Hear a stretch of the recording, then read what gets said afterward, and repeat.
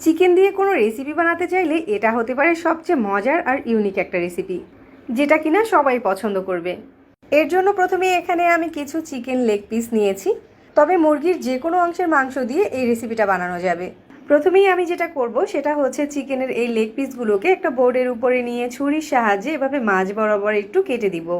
এতে করে মাংসের ভিতরে থাকা ব্লাডটা সহজেই বের হয়ে যাবে আর মাংসের ভিতরে মশলাটা প্রপারলি ঢুকতে পারবে। সবগুলো লেগ পিসকে ঠিক একইভাবে মাঝখান দিয়ে কেটে নিব। তারপর হচ্ছে এই লেগ পিসগুলোকে লবণ আর লেবু পানিতে ভিজিয়ে রাখবো 10 মিনিটের মতো। এতে করে চিকেনের আর কোনো ব্যাড স্মেল থাকবে না। তো চিকেনগুলো যখন প্রসেস করা হয়ে যাবে তখন এগুলোকে একটা বাটিতে নিয়ে নিচ্ছি আর এর সাথে পরিমাণ মতো লবণ দিয়ে দিচ্ছি। 1 চামচের মতো এর সাথে রসুন বাটা দিচ্ছি আর 1 চামচের মতো আদা বাটা দিচ্ছি। 1/2 চামচ দিয়ে দিচ্ছি কালো গোলমরিচের গুঁড়া আর 1 চামচ দিয়ে দিচ্ছি সয়া সস।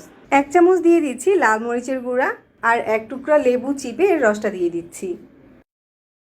এরপর এই মশলার সাথে মাংসটাকে খুব ভালো করে মেখে নিচ্ছি।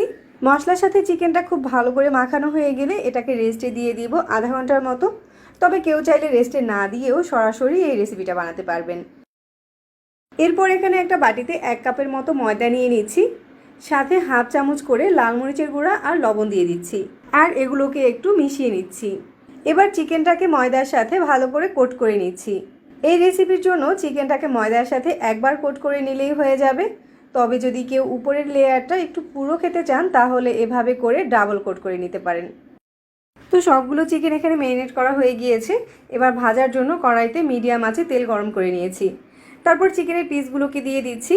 প্রথমে আমি 4 পিস করে দিয়ে ভেজে নিচ্ছি। এগুলোকে ওভার ক্রাউড করে ভাজা যাবে না, তাহলে এগুলো মচমচে হবে না। চিকেন ভাজার সময় চিকেন থেকে কিছুটা ব্লাড বের হয়, সো আগে থেকে চিকেনটাকে লেবু আর লবণ পানি দিয়ে 10 মিনিটের মতো ভিজিয়ে রাখলে এই ব্লাডটা আর বের হবে না। চিকেনটাতে খুব সুন্দর একটা কালার চলে এসেছে, তার মানে এটা ভাজা হয়ে গিয়েছে। এবার এটাকে তেল ঝরিয়ে উঠিয়ে নিচ্ছি। এবার আমরা একটা সসের মিক্সচার রেডি করে নিব।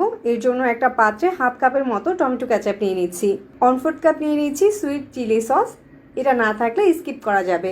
1/2 চামচ দিচ্ছি সয়া সস আর 1/2 চামচ দিচ্ছি লেবুর রস আর 2 চামচের মতো দিয়েছি মধু। তবে মধুটা না থাকলে এর পরিবর্তে চিনিটা ব্যবহার করতে পারেন।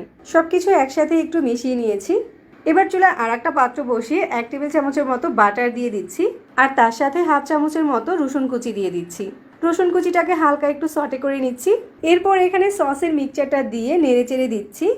সসের মিক্সচারটা যখন হালকা একটু ফুটে উঠবে তখন এখানে আগে থেকে ভেজে রাখা চিকেনটা দিয়ে দিচ্ছি। সবগুলো চিকেনের পিস দেওয়া হয়ে গেলে চিকেনটাকে নেড়েচেড়ে সসের সাথে মিশিয়ে দিতে হবে। সসের মিক্সচারটা যখন পুরোপুরি এভাবে চিকেনের সাথে লেগে শুকিয়ে যাবে তখন এটা আরও অনেক বেশি ক্রিস্পি হয়ে যাবে। এই রেসিপিটাকে কিন্তু কোরিয়ান চিকেনও বলতে পারেন। এবার এই চিকেনটাকে আপনি ফ্রাইড রাইসের সাথেও পরিবেশন করতে পারেন, আবার চাইলে এমনিতেও খেতে পারেন। এরকম সহজে রেসিপি পেতে আমাদের পেজ ফলো করতে পারেন আর চ্যানেল সাবস্ক্রাইব করতে পারেন।